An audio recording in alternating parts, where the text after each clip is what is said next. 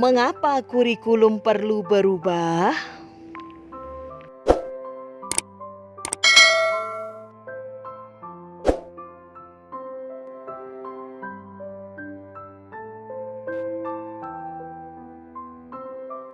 Salam dan bahagia, Ibu dan Bapak Guru, hebat!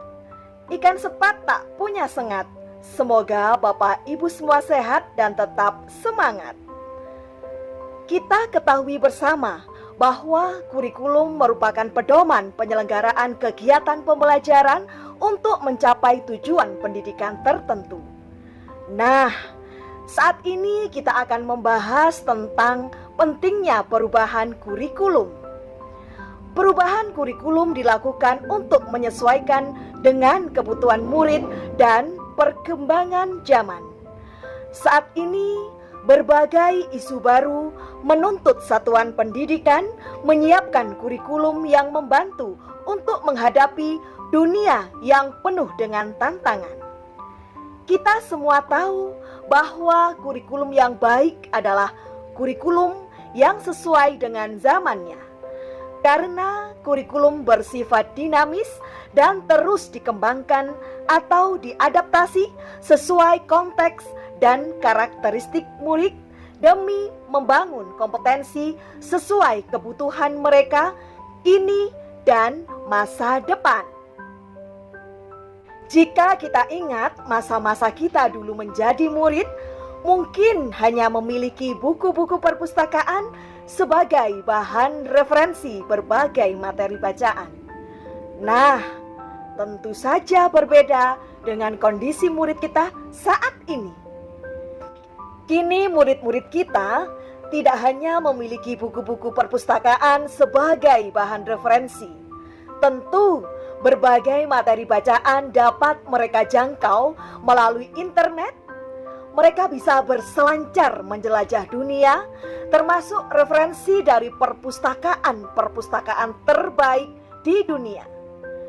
Dulu ketika kita menjadi murid, mungkin cita-cita kita hanya ingin menjadi seorang guru, dokter, polisi, tentara, arsitek, menteri pendidikan, atau bahkan ingin jadi presiden.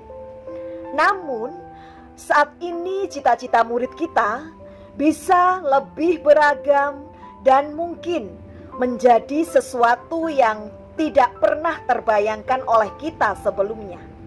Contohnya, cita-cita murid kita saat ini ada yang ingin menjadi ilustrator yang keren, kreator animasi karakter kartun. Bisa juga mereka menemukan software komputer yang canggih, juga bisa sebagai pengembang aplikasi games atau tiktokers, bahkan menjadi youtuber terkenal dengan jutaan subscriber. Tentu menjadi inovator digital. Nah, sebenarnya perubahan-perubahan tersebut hanyalah sebagian contoh yang tentu membuat kita sadar bahwa dunia ini ternyata memang terus berubah dan berubah.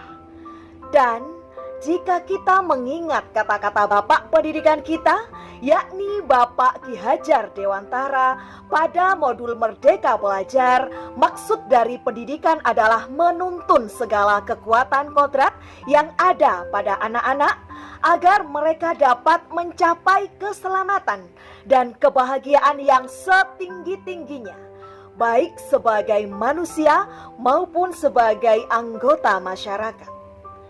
Maka, demi menuntun kodrat murid-murid kita tersebut pada proses pembelajaran termasuk kurikulum yang kita selenggarakan juga harus terus menyesuaikan dengan kebutuhan mereka tentunya.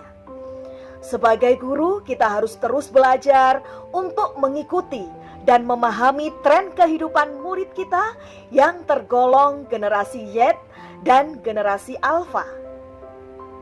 Dan dari berbagai penelitian menyampaikan bahwa murid-murid kita saat ini sulit dipisahkan dengan media sosial. Ya, mereka sudah sangat familiar dengan medsos. Dan keadaan ini bisa dimanfaatkan oleh guru untuk tujuan pembelajaran. Ya, misalnya dengan meminta murid kita membuat, mengerjakan, serta mengumpulkan tugas melalui aplikasi digital, memanfaatkan gawai, LMS, ataupun platform belajar lainnya. Ada pepatah yang mengatakan bahwa butuh seluruh desa untuk membesarkan seorang anak. Tentu maknanya sangat dalam, yakni mencerahkan pada kita semua tentang perlunya peran serta kolaborasi yang kuat dari keluarga, masyarakat, dan sekolah dalam mewujudkan kurikulum yang berpihak pada murid. Itulah yang disebut sebagai 3 pilar pendidikan.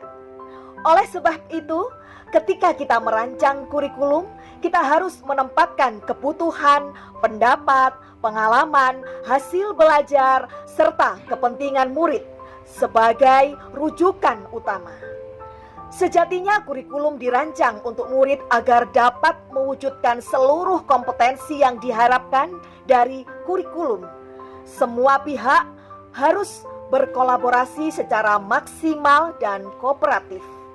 Ya, misalnya guru terus belajar untuk memfasilitasi pembelajaran yang sesuai, orang tua terus memahami perkembangan dan kebutuhan murid. Dan begitu juga dengan pemerintah daerah dan pusat, serta semua yang bergerak di bidang pendidikan juga harus terus mengikuti perkembangan kebutuhan murid. Kita sebagai pendidik harus terus berkembang bersama-sama, menggunakan kurikulum sebagai pusat dari pengembangan pembelajaran. Mari kita tetap bergerak, bersemangat menghadapi dan menjadi bagian dari perubahan ke arah yang lebih baik demi mewujudkan merdeka belajar. Memancing ikan berwarna putih. Cukup sekian dan terima kasih. Salam dan bahagia, Ibu dan Bapak Guru hebat.